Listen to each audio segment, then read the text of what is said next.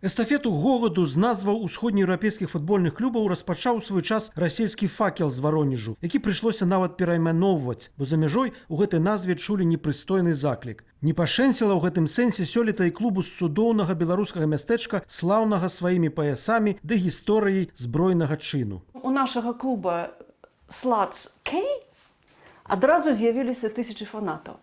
Я ўяўляю, як іхныя заўзятары чакалі, як з'явяцца на полі гэтыя самыя прасталыткі Кей. Ці, скажам, чыясьці служба пратаколу. Неважна, чыя. Батэ, сярэднеангельскі заўзятар, прачытае як бейт. І ў яго адразу ўзнікне асацыяцыя са словам бейт, якое іначай пішацца, але азначае прынада. Каго нашае баты хоча прынадзіць? Гарадзея, мяркуе перакладчыца Вольга Калацкая, у Брытаніі гучыць амаль як «ашалееш, так?» Іслач у замежжы прачытаюць як «айслоуч», што азначае «я туляюся па завуголлі». Неман гучыць падобна на нейман, чалавек, які гагоча як конь. Дынама Брэст гучыць як дынама грудзі, а дынама Мінск як дынама жвавая дзеўка адорва. Белшына. Другі корань будзе чытацца як «шайна».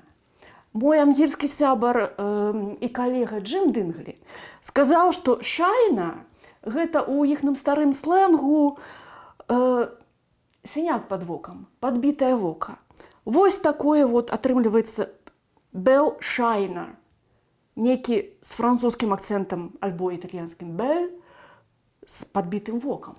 Прэсавы сакратар клубу «Крумкачы», які за мяжой часцей успрымаюць як населены пункт пад Менскам, а зусім не як род птушак, сцвярджае, што ў назвах беларускіх футбольных камандаў эратычная тэматыка не адзіная. Когда было извержение вулкана, которое я выговорить название до сих пор не могу, исландского, да, из 16 букв, люди смеялись, говорили, ой, какое, а никто не задумывался, что у нас есть клуб Гомбель-Жолдолтранс, название у которого 17 букв, даже на одно больше, чем у исландского вулкана. Я думаю, что люди за рубежом точно так же не могут его выигрывать и смеются, как мы над исландским вулканом.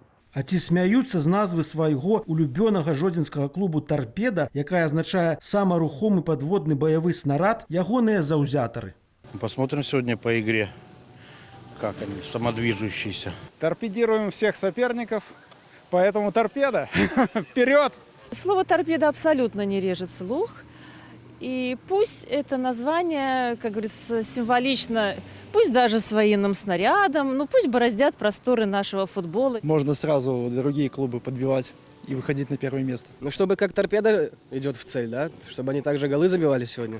І ўсё ж дадаюць адмыслоўцы, ляпы здараюцца і з назвамі замежных футбольных клубаў, а не толькі беларускіх. І таму ў слоўнік ці ў Google варта зазіраць усім. Як вы яхту назавяце, так яна і паплыве. Спяваў калісьці капітан Урунгель з савецкага мультшэдэўру. Залтыя словы, калі б футбольныя менеджеры больш сур'ёзна ставіліся да падбору назваў іхных футбольных клубаў, можа тады і гулялі б яны больш сур'ёзна, у тым ліку на міжнароднай арэне.